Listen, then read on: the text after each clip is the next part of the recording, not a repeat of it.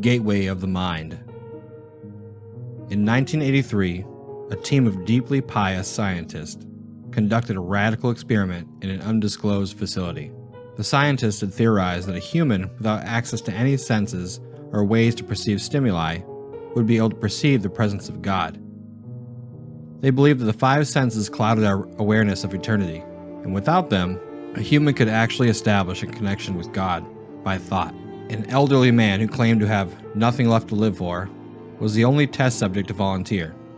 To purge him of all his senses, the scientists performed a complex operation in which every sensory nerve connection to the brain was surgically severed. Although the test subject retained full muscular function, he could no longer see, hear, taste, smell, or feel. With no possible way to communicate with or even sense the outside world, he was alone with his thoughts. Scientists monitored him as he spoke aloud about his state of mind in jumbled, slurred sentences that he couldn't even hear. After 4 days, the man claimed to be hearing hushed, unintelligible voices in his head. Assuming it was an onset of psychosis, the scientists paid little attention to the man's concerns. 2 days later, the man cried that he could hear his dead wife speaking with him, and even more, he could communicate back. The scientists were intrigued, but were not convinced until the subject started naming dead relatives of the scientists. He repeated personal information to the scientists that only their dead spouses and parents would have known. At this point, a sizable portion of scientists left the study.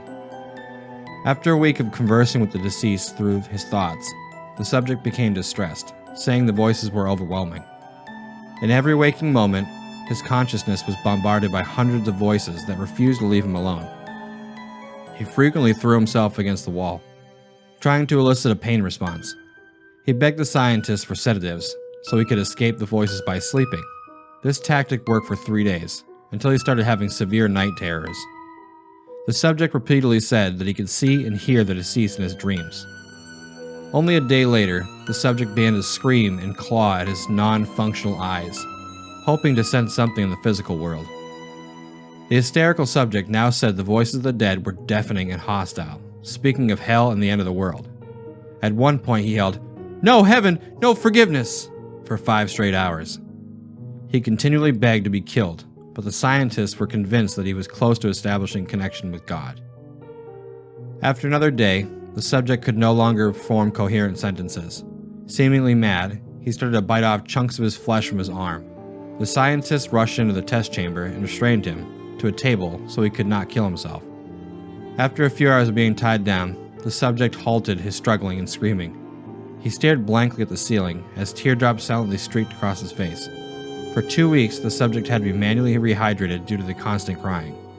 Eventually, he turned his head and, despite his blindness, made focused eye contact with the scientist for the first time in the study. He whispered, "I have spoken with God, and he has abandoned us." And his vital signs stopped. There was no apparent cause of death.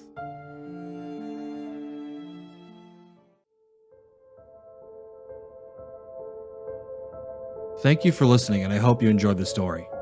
Big thank you to the author for creating such an interesting and genuinely creepy experience. If you enjoyed the video, please subscribe or follow for more videos just like this one. If you'd like to support the channel, you can check out my Patreon link in the description below and know that I genuinely appreciate it. Follow me over on Twitter at podcast_fear or Facebook at Fear the Podcast. Thank you again for listening to the story, and until next time, always remember to face your fears.